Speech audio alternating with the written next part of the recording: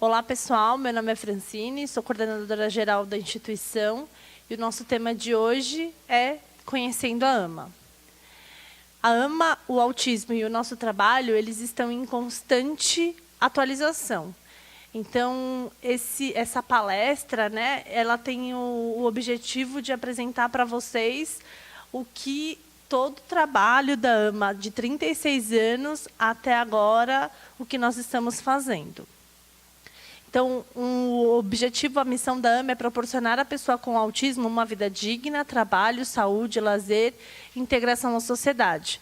Oferecer à família da pessoa com autismo instrumentos para a convivência no lar e em sociedade, promover e incentivar pesquisas sobre o autismo, difundindo o conhecimento acumulado.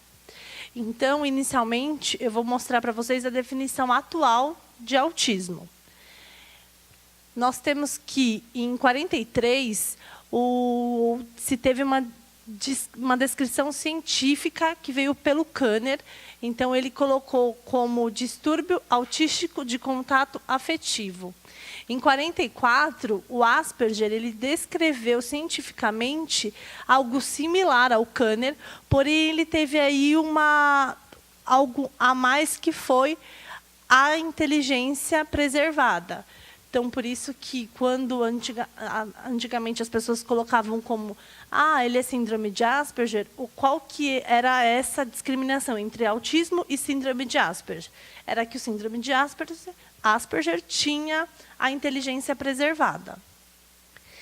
E aí, nós temos que, em 78, o Hutter ele colocou como algumas questões do desenvolvimento. Então, ele partiu para qual? Uma investigação neurobiológica, uma deficiência, uma inclusão no DSM-3, que era uma edição na época, e a noção de espectro de condições de funcionamento que variam sensivelmente. E aí, depois, nós tivemos, de acordo com o DSM-5, então, o que eu acabei de falar foi no DSM-3, mas aí a gente vai para o DSM-5, então a gente já teve um avanço bem grande, que a pessoa com autismo hoje ela é dada como TEA, transtorno do espectro autista ou transtorno do espectro autístico. O que a gente quer dizer com isso? É que tanto pessoas com autismo ou síndrome de Asperger, hoje elas estão dentro de uma nomenclatura chamada TEA, certo? Hoje, nós conseguimos ter um diagnóstico precoce, então, a partir dos 3 anos, a gente vê diagnósticos. A gente sabe que tem pessoas com 2 anos e meio, 1 ano e meio, conseguem já ter o diagnóstico, mas, geralmente, num conjunto geral, a maioria já estão sendo diagnosticados a partir dos 3 anos, o que é um ponto muito positivo, porque quanto mais precoce você tem o diagnóstico, mais intervenções você oferece. Oferecendo mais intervenções, há chances e possibilidades de ter um desenvolvimento muito mais frutífero. Depois, a gente tem o quê? Que as pessoas com TEA elas vão ter um comprometimento, principalmente na interação social associada à comunicação, e vai apresentar padrões estereotipados restritos de comportamento. Antigamente, a gente dividia em 3, né? A gente chamava de tríade. Hoje, nós estamos falando em díade. Por que isso? Porque não temos como falar do social separado de uma comunicação. A comunicação ela está associada ao social da criança, ao social da pessoa. E nós temos os padrões estereotipados e restritos de comportamentos. São comportamentos que a gente chamava de flapping, comportamentos repetitivos. É uma das características da pessoa com autismo, com TEA. Aí nós temos que os déficits de interação social associadas à comunicação verbal e não verbal em múltiplos contextos. Aqui a gente está dando a comunicação dividida em 2 partes. Nós temos uma comunicação verbal e temos uma comunicação não verbal. Quando eu falo verbal, é a fala. Agora, o não verbal é o quê? São as expressões, os gestos, é uma forma de nós nos comunicarmos, mas de uma forma sem que não necessite da própria fala. Então, aqui a gente tem a ausência de fala ou falha durante uma conversa. Nós temos os déficits de comunicação não verbais, como contato ocular, expressões faciais, e os déficits no desenvolvimento e a manutenção de entendimento de relacionamentos sociais. Então, o ato de cumprimentar, o ato de relacionar-se, acaba interferindo no desenvolvimento da pessoa com TEA. E nós temos padrões de comportamentos restritos, repetitivos, verbais e não verbais. Os movimentos repetitivos, as rotinas, os rituais. Então, ele acorda, vai para o banheiro, depois do banheiro ele pega e deita na cama, depois ele levanta de novo e aí ele vai para a sala. Ele faz isso, Francine, todos os dias. Isso é um ritual. Nós temos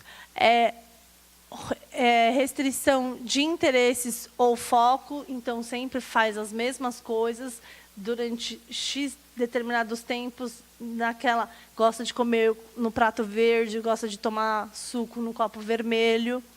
E hiper ou hipossensibilidade sensorial, ou não escuta barulhos que a buzina está aqui, ele faz como se nada tivesse acontecendo, ou qualquer barulho desnorteia ele. Então, pode ser hipo ou hiper, e esses extremos acabam prejudicando no desenvolvimento da criança. Então, a gente pode se assustar, mas não nos tira do que a gente estava fazendo. Para muitos, o que acontece assusta e tira ele do que estava fazendo. Então, isso é um problema. E os sintomas eles causam significante prejuízo social, ocupacional e em outras áreas do desenvolvimento. Então, tudo isso que eu falei acaba acontecendo o quê? Muitos deles acabam ficando exclusos. Então, não vão ao parque da escola, eu não levo numa festa de aniversário, e ele acaba tendo menos contato, ele acaba não tendo tanto desenvolvimento por conta desses déficits que ele apresenta. Então, isso a gente tem que tratar. O diagnóstico, ele não possui um marcador biológico, então os exames específicos eles são feitos através de observações que os psiquiatras, neurologistas acabam realizando. E a via de regra vai a partir do DSM-5 e é classificado de acordo com o CID-10. O CID-10 ele é a classificação internacional de doenças. E o DSM-5 ele é um manual diagnóstico estatístico de transtornos mentais. Então, os psiquiatras, os neurologistas, eles se baseiam dentro desses dois critérios. O que nós temos é que muitos médicos acabam levando em consideração no laudo, eles colocam CID-10, F84. É o F84. Quando tem F84, significa que a pessoa é com autismo e ali vai ser dada o atendimento dentro do órgão que ele foi procurar. E aqui é só uma questão aí de atualização. Hoje nós estamos no CID-10, porém foi criado o CID-11. O CID-11 ele vai ser autorizado a partir de 2021, 2022. Qual é a diferença? É muito pouca, porque aqui no CID-11 a gente está colocando síndrome de Asperger como dentro do TEA, então a gente está trazendo isso do transtorno do espectro autista, e ele ainda não foi protocolado por conta que eles estão ainda analisando todas as demandas, até porque é uma classificação aí internacional, então tem toda uma demanda. Então, 2021, 2022, tudo indica que já esteja todo mundo utilizando o CID-11. A prevalência, muitos lugares, cada um traz um dado, mas a gente segue o dado da Organização Mundial da Saúde, que é uma pessoa com autismo para cada 160 nascimentos. Certo? A incidência aqui mais em meninos do que em meninas, então uma menina para 4 meninos. Isso quer dizer que geneticamente se tem uma resposta, porque o X e o Y, então, por isso que está ligado na genética, e aí a resposta que a gente sempre segue é essa, por conta dos cromossomos. 80% dos casos de autismo no Brasil ainda não tem diagnóstico. E só uma questão aí relevante é que muitas vezes a gente fala de diabetes e HIV infantil, mas o autismo aí ele está 3 vezes mais do que os dados de diabetes e HIV infantil. Então é algo que a gente vai encontrar muito pessoas com autismo e nós temos que estar preparados para recebê-la e atendê-la de forma que a gente olhe para o indivíduo e veja o que nós estamos fazendo, o que nós queremos fazer, enfim, que demos para ela um tratamento digno. A comorbidade, então, isso é interessante de falar, porque muitas pessoas falam, ele convulsiona porque ele é autista, ele tem problema de comportamento, ele é agressivo porque ele é autista. Não, isso não é verdade. Existe uma palavrinha aí escrita comorbidade. A comorbidade é uma outra deficiência associada a uma outra deficiência que a pessoa tem. Então, a gente tem que pessoas com TDAH tendem a ter 30% a 50%. Então, nós temos aí um grupo de autismo e 30% a 50% desse grupo, eles possuem TDAH. Transtornos do sono dão a 40% a 80%. Aqui na AMA, transtornos do sono, nós tratamos como problemas de comportamento. Certo? Então, é uma comorbidade, ela não é uma característica do autismo. Epilepsia, nós temos de 11% a 39%. Síndrome de Down, 8% a 9%. Então, não é porque ele é síndrome de Down que ele vai ter autismo, ou vice-versa. Então, é uma outra deficiência. Então, ele tem uma comorbidade. Nós temos a deficiência intelectual, 38%. Então, eu estou aqui desmistificando de que pessoas com autismo não necessariamente têm uma deficiência intelectual. É uma comorbidade.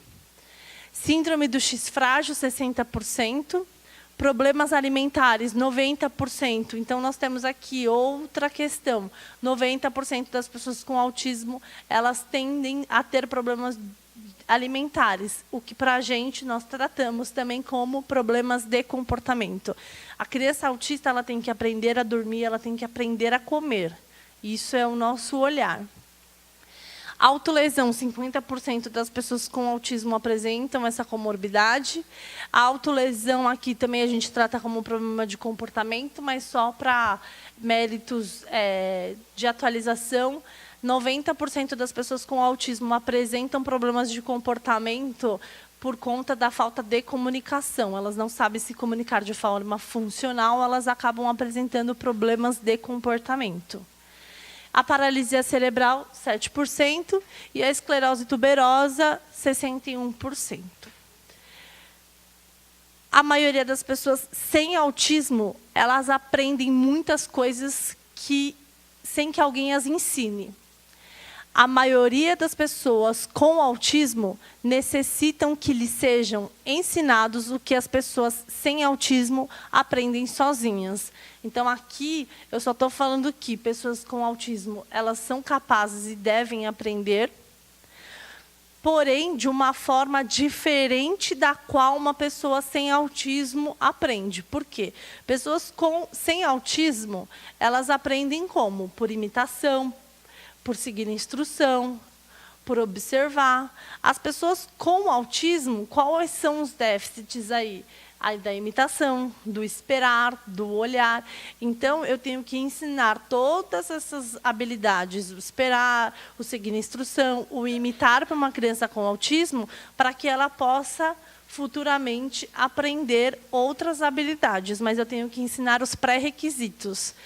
E aí, a gente concorda com a Pediatrics, que é uma revista sobre pediatria, e ela fala que para o ensino para pessoas com autismo é efetivo se for especializado, direto e intensivo. Então, quanto mais, melhor. Os estudos dizem que pessoas com autismo devem ter 40 horas semanais de intervenção. Isso quer dizer que são das 8 da manhã às 5 da tarde, intensivo, e que dentro de casa o atendimento deve ser da mesma estrutura, enfim. O que a gente diz bastante é que, e a gente tem um legado aí para dizer, uma pessoa sem autismo tem que fazer o quê? Ela tem que levantar a calça sozinha. Então, se a pessoa sem autismo tem que fazer isso, a pessoa com autismo também tem que fazer. A forma de se ensinar vai ser um tanto quanto diferente. Para a maioria, para outras não. Mas para a maioria das pessoas com TEA, a forma que eu vou ensinar, ela vai ser diferente.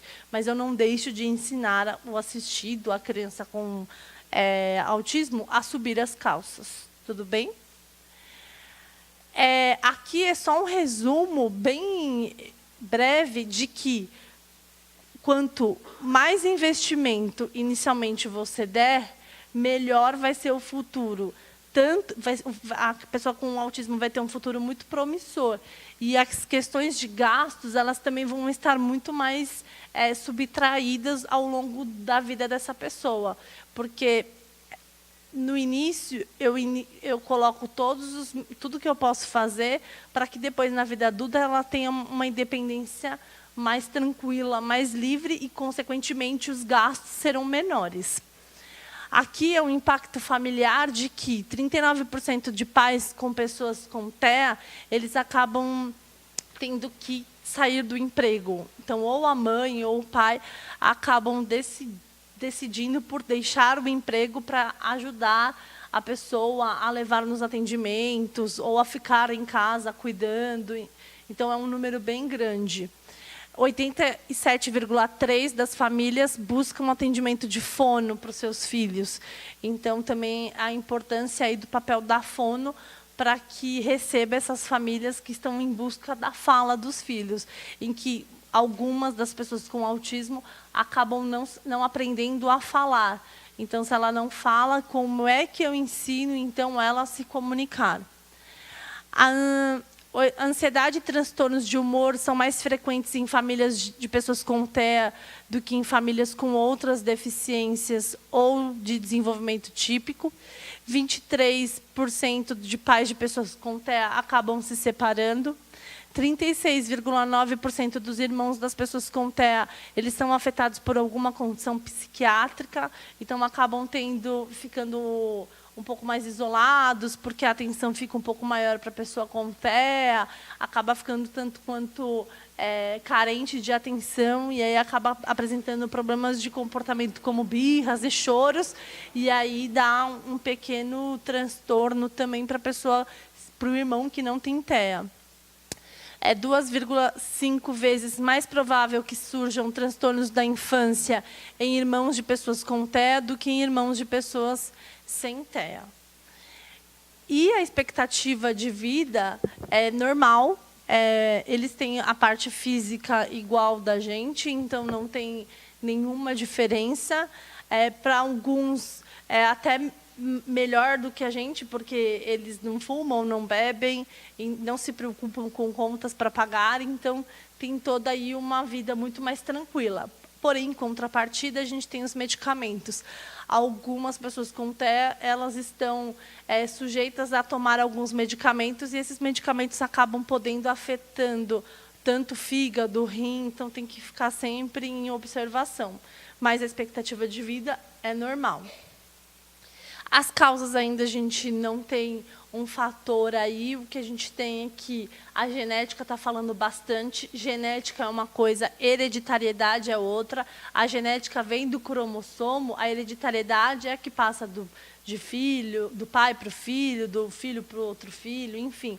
Então, aí, a gente acaba com a questão de mãe geladeira, porque veio da mãe, porque a mãe não deu atenção, isso é mentira, isso foi comprovado cientificamente que não tem nada a ver, mas a genética ainda não se consegue descobrir qual é o cromossomo, como a gente descobre, por exemplo, da síndrome de Down. Tudo bem? Agora eu vou falar aquilo que vocês vieram buscar, que é Conhecendo a AMA. A AMA ela foi fundada em 8 de agosto de 83. Ela foi fundada por alguns pais. Quando eles receberam um diagnóstico, eles não tinham, aqui no Brasil, um trabalho para se fazer com pessoas com autismo.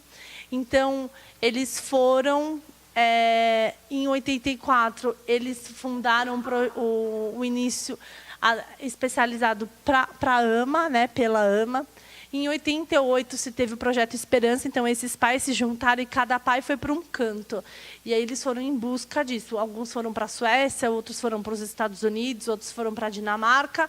E aí eles foram em busca de métodos, de teorias, nas quais eles pudessem trazer para o Brasil para iniciar o trabalho com os filhos deles.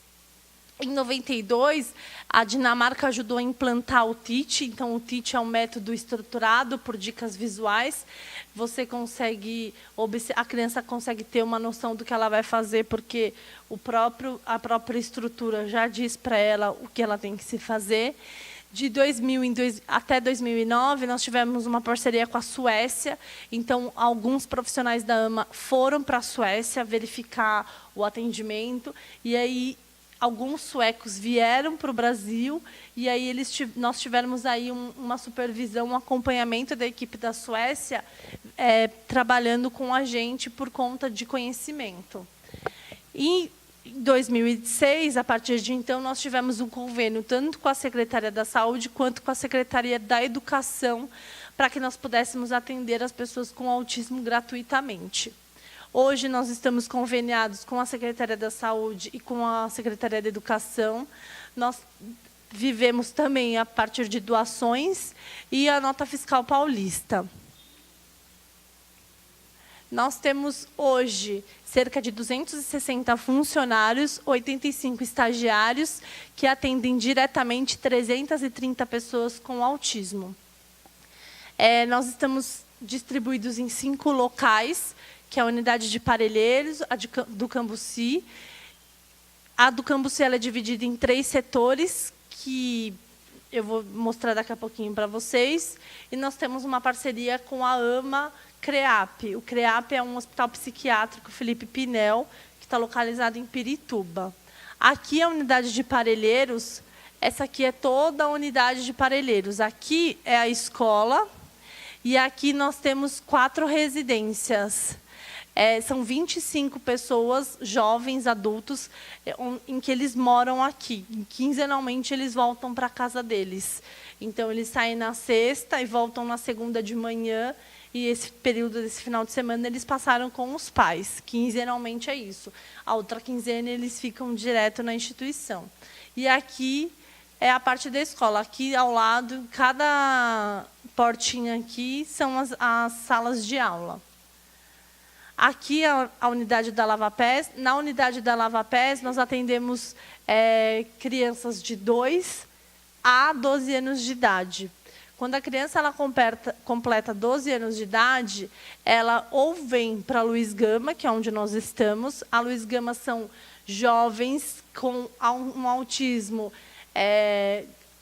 moderado e leve, mas estes assistidos eles não apresentam problemas de comportamento graves, porque problemas de comportamento todo mundo apresenta, mas existem tipos de problemas de comportamento.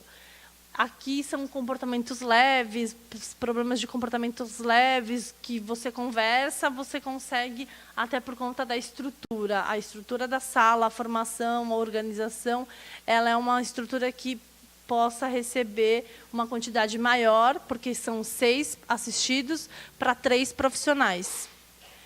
E caso a pessoa tenha mais de 12 anos, porém ela apresenta um autismo moderado, grave, com problemas de comportamento moderado a grave, ela vai para a unidade da Teodoreto. Aí a unidade da Teodoreto atende esse público. Aqui nós temos o convênio com a Secretaria da Saúde, em que nós atendemos ambulatoriamente 120 pessoas com autismo. E aí eles vão 2 ou 3 vezes na semana realizarem o mesmo atendimento que aqui se é dado de segunda a sexta, porém lá como é ambulatório, ou é segunda, quarta e sexta, para crianças até 10 anos, ou de terça e quinta para crianças acima de 10 anos até 18 anos de idade. Aqui é um projeto que a gente objetiva muito, que é o projeto da Vila Ré, em que nós queremos atender de 300 a 400 pessoas com autismo. O nosso público aqui é atender tanto os pequenininhos, porque a gente atende crianças de 2 a 6 anos, nós só temos uma sala, então nós atendemos só 6 assistidos. E os maiores de 12 anos com problemas de comportamento, a gente atende também um público muito pequeno por conta da estrutura da casa. Então, o nosso projeto aqui, o terreno foi doado pelo Geraldo Alckmin, e a estrutura, a arquitetura dele, o projeto foi doado pelo Rui Otaki, e a gente está em busca de dinheiro, né, da questão financeira para a construção, porque está em torno de 3 a 4 milhões para se construir o prédio. E aí, consequentemente, a gente, quando fala da Vila Ré, a gente fala da nota fiscal paulista. Não sei se todo mundo aqui já ouviu, mas a gente está com uma propaganda de que nos ajude sem colocar a mão no bolso.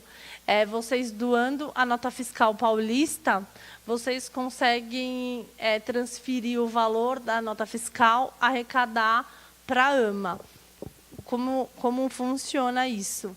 A gente tem também os folderzinhos, depois a gente pode entregar para vocês, mas é o seguinte, quando eu vou ao mercado e gasto R$3, R$10, R$20, a Caixa fala, CPF na nota?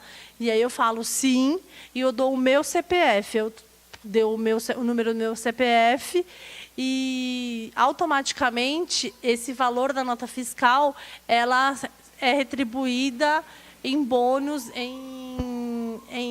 reverte como doação para a AMA. Para que eu consiga dar o meu CPF e seja revertido a doação para a AMA, eu tenho que entrar no site da Secretaria da Fazenda, e lá eu coloco o meu CPF e cadastro, dando que é uma doação. Então, toda vez que eu falo, meu CPF, automaticamente ela doa. O que a gente viu é que notas de R$15, de R$10, elas se revertem em R$247. Por que isso? Porque não é o valor em si que se é revertido. Se você gastou R$1.000, não serão os R$1.000 que serão doados para a AMA. É uma conta que a Secretaria da Fazenda faz dentro daquele estabelecimento. Quantas instituições foram cadastradas? Se é só a AMA, tem um valor que é sempre isso, ele é revertido só para as instituições que estão cadastradas. Como isso é novo, então a gente está tendo o luxo de podermos conseguir cada vez mais quantas pessoas cadastrarem, menos instituições estão cadastradas, e a gente conseguiu um valor maior. Até então, a gente já ganhou R$50 mil por notas cadastradas, em média de doações. E a gente pretende cada vez mais fazer isso, porque o convênio que a gente recebe hoje é para doação, o pagamento dos convênios, eles são revertidos para os pagamentos dos profissionais. Então, em questões de...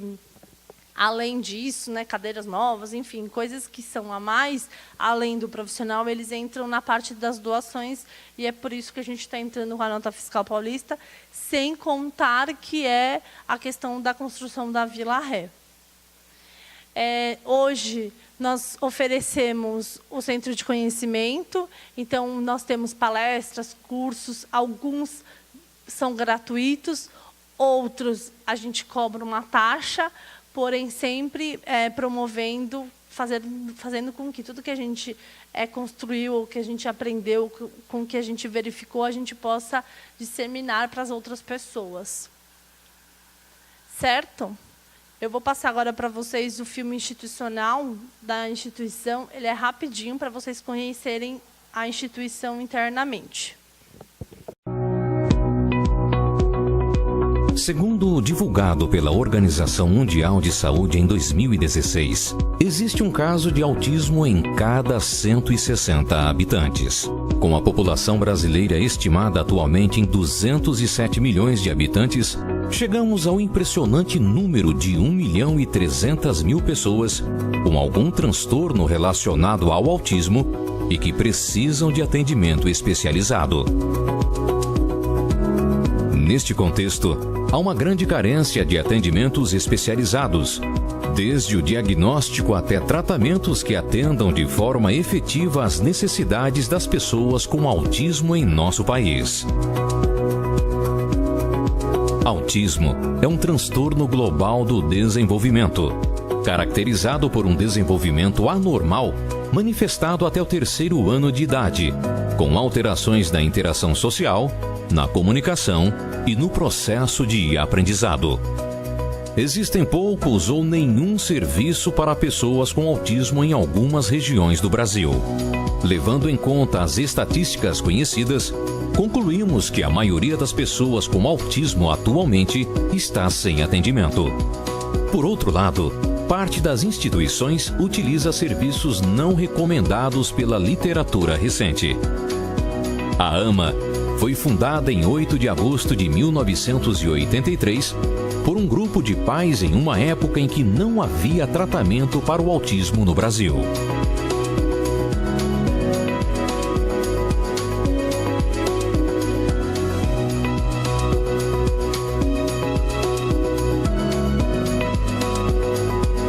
A AMA foi a primeira associação dedicada ao autismo no Brasil e vem trabalhando com determinação e empenho na defesa dos direitos das pessoas com autismo e no desenvolvimento de técnicas replicáveis de atendimento especializado. Uma de suas iniciativas foi a criação do Centro de Conhecimento da AMA, com o objetivo de incentivar a pesquisa e disseminar o conhecimento do autismo no país por meio de eventos, cursos gratuitos e palestras com profissionais do Brasil e do exterior.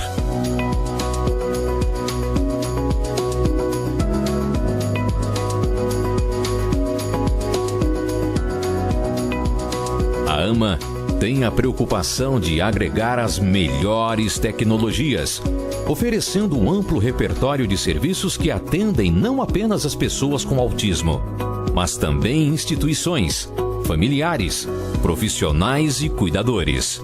São 230 funcionários e mais de 70 estagiários dedicados a oferecer atendimento especializado e totalmente gratuito a mais de 300 crianças, jovens e adultos com autismo nas escolas, residências e grupos terapêuticos da AMA. Convênios com a Secretaria de Estado da Saúde e Secretaria de Estado da Educação, além do apoio de nossos parceiros, permitem que o atendimento especializado oferecido pela AMA seja totalmente gratuito.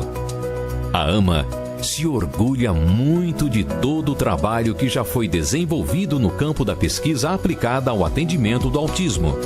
Mas ainda há um longo caminho a percorrer. E isso só será possível com a ajuda de nossos parceiros. Visite nosso site, conheça nosso centro de conhecimento e acompanhe a transformação que a AMA tem realizado na vida de milhares de assistidos e suas famílias há mais de 3 décadas.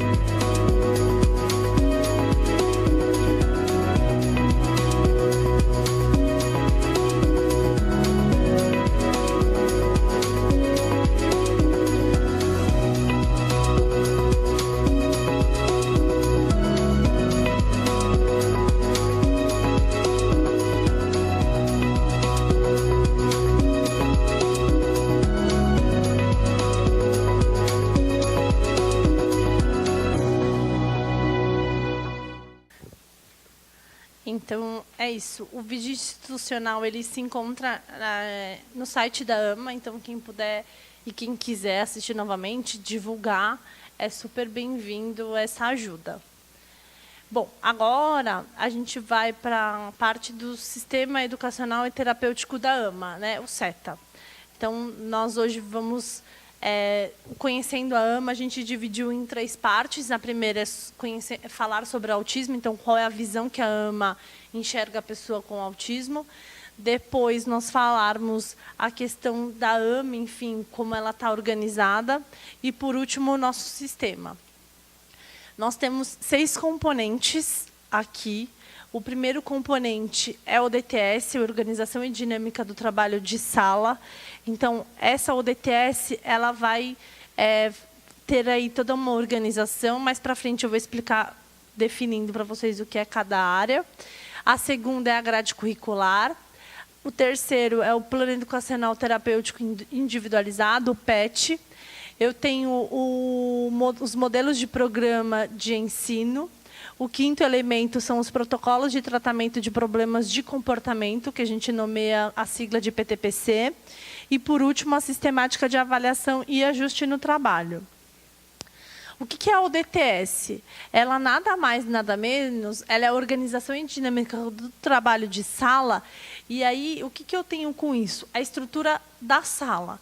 Então, tudo que eu tenho como estrutura física e organizacional, eu tenho os acompanhamentos dos itens e atividades de preferência do assistido. Então, os materiais que eu irei utilizar tanto para ensiná-lo quanto para reforçá-lo.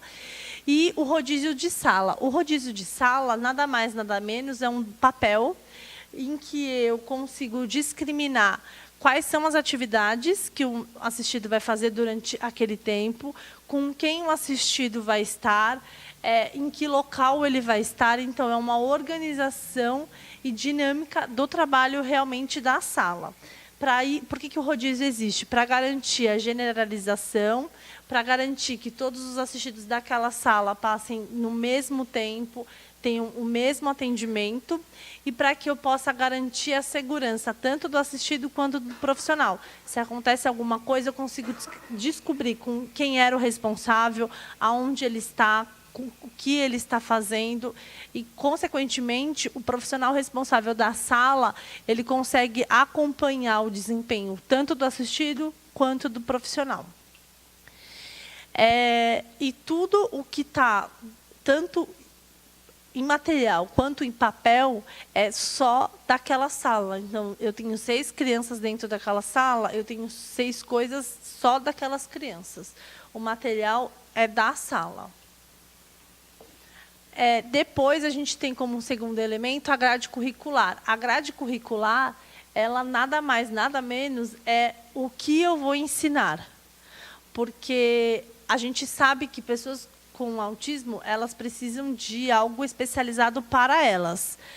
Porém, o que eu ensino é a mesma, eu tenho como o mesmo objetivo, porém, eu tenho que trabalhar os pré-requisitos. Então, por onde eu começo, como eu vou começar, de onde eu vou partir. Então, nós criamos o Centro de Conhecimento da AMA, o CCA.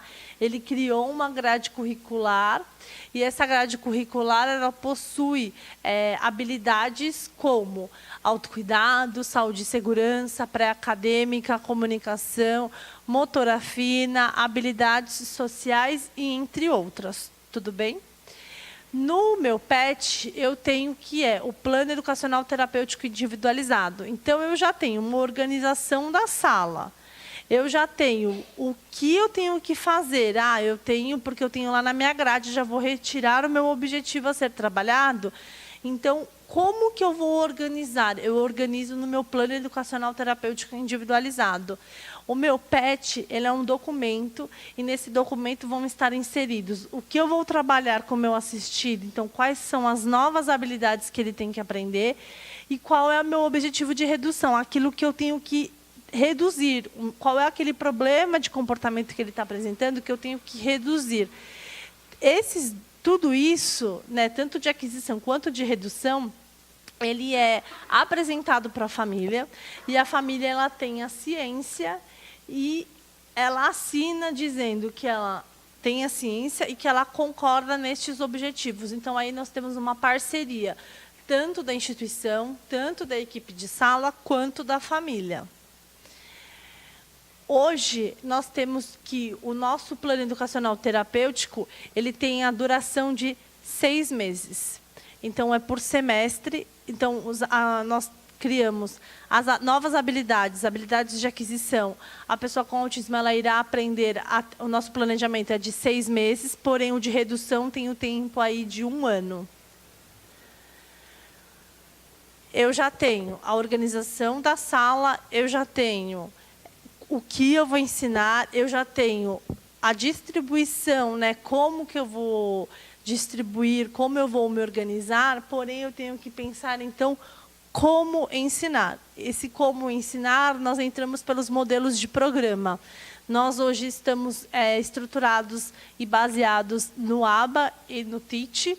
Então, nós temos que é utilizado o mesmo programa para todas as unidades, então nós temos uma questão de padronização e os modelos de segurança nos garantem fazer com que nós possamos acompanhar o desempenho do assistido, porque ele vai ter um começo, um meio e um fim. Tudo bem? Aí nós temos a facilidade da capacitação dos profissionais, então todo mundo vai aplicar da mesma forma. Nós temos uma avaliação eficiente, então eu vou verificar quais são os programas que realmente estão dando dificuldade ou não, para que o meu assistido tenha cada vez mais êxito no desempenho dele.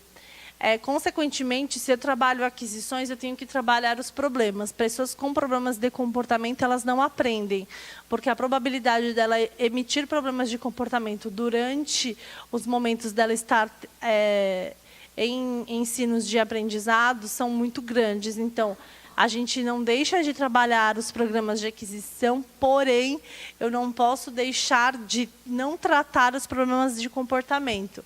Então, hoje, nós também desenvolvemos um protocolo no qual vai nos dizer o que fazer, como fazer com aquele problema de comportamento. Nós tratamos apenas um problema de comportamento. A gente sabe que, muitas vezes, eles apresentam 3 ou até mais problemas de comportamento, porém, nós focamos em apenas um pelo fato de nós termos a fidedignidade de olharmos para a frequência daquele problema de comportamento, porque nós iremos trabalhar com o antes, o durante e o depois. E, a partir de então, você acompanha aquela emissão de comportamento que é inadequada, você coloca um novo, você ensina uma nova habilidade para aquele problema de comportamento, porque para problemas de comportamento existe sempre um porquê, não é nunca do nada, se tem uma função. Isso, não sei se alguém já viu, mas a gente apresentou uma palestra, Problemas de Comportamento, ela está online também, gratuita, no nosso site, e vocês conseguem verificar a gente falando sobre problemas de comportamento. E, por último, nós temos a sistemática avaliativa e ajustes do trabalho. O que a gente quer dizer com isso? Que cada item aqui nós olhamos e verificamos se realmente está fazendo efeito ou não no desenvolvimento da pessoa.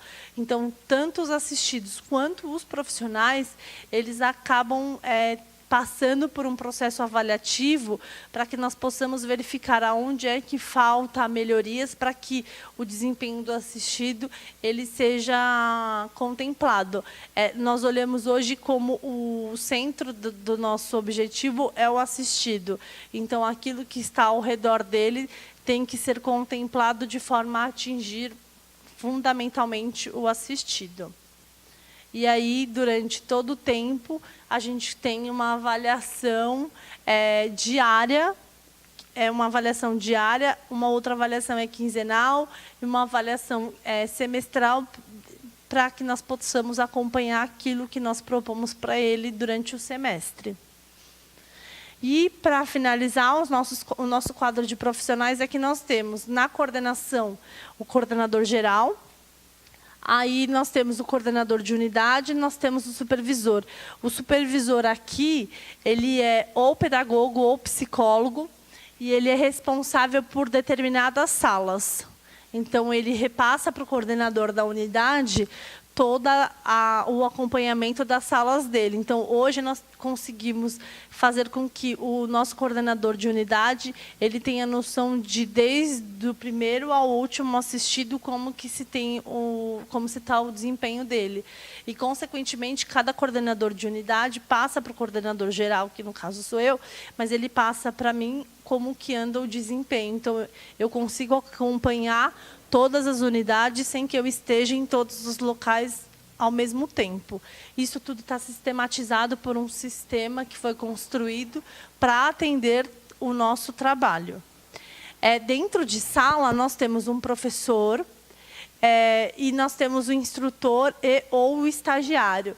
O instrutor aqui, ou ele está formado, ou ele é estudante ainda, mas ele está na CLT. O estagiário, a carga do instrutor é de 8 horas. A carga do estagiário são 4 horas e ele é estudante. Então, para a pessoa ser instrutora, ela tem que passar por uma prova, enfim, tem todo um critério para ele ser instrutor da instituição. Mas dentro da sala nós temos um professor e 3 instrutores ou 3 estagiários, ou um instrutor e 2 estagiários, mas ela é contemplada, são 6 assistidos para 4 profissionais. Muitas pessoas falam, que maravilha! Pois é, nós conseguimos, ao longo do tempo, mostrar para as secretarias da nossa necessidade de termos, de que um trabalho para ser individualizado e especializado, nós teremos que ter esse corpo docente. E os especialistas, nós temos 4, que nós temos o educador físico, o terapeuta ocupacional, o fonoaudiólogo e o psicólogo. Cada assistido passa 30 minutos por cada especialista, porém, eles passam em grupo. Os objetivos eles são selecionados individualmente, mas o atendimento é em grupo por conta da organização e dinâmica do trabalho de sala. Eu espero que tenha contribuído para o conhecimento de vocês. Entrem no site, conheçam nossos cursos, tenham mais informações e até logo.